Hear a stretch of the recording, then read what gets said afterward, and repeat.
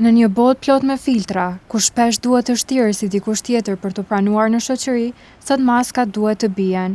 Sot bota shënon ditën e të qenit vetvetja, një thirrje globale për ta pranuar veten pa kompromis. Por sa e vështirë është të jesh autentik dhe pse zgjedhim të fshihemi, për këtë na flet psikologja Leonita Koshi.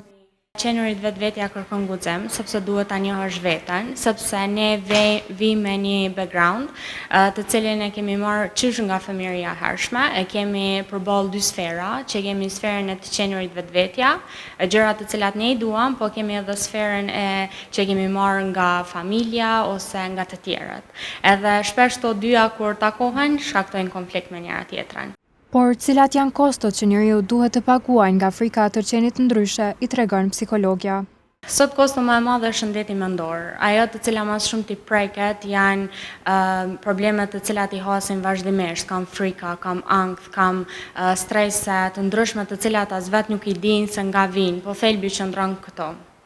Nëse çmimi i maskave është kaq i lartë, psikologja tregon si të fillojmë ta thyejmë këtë cikël dhe të guxojmë të jemi thjesht vetvetja. Nuk mundemi me qenë dikush kur nuk e njeh ose kur nuk e din se kush je. Puna e parë duhet të njohja me veten, puna brendshme, edhe kur ti e din se kush je dhe çfarë dëshiron, atëherë shumë e lehtë ti bësh ballë të gjithave. Në fund, zgjedhja mbetet mes të qenit një kopje për të tjerët apo një origjinal në paqe me veten. Në ditën e të qenit vetvetja, mesazhi është i qartë. Guximi për të qenë autentik mbron shëndetin tonë mendor.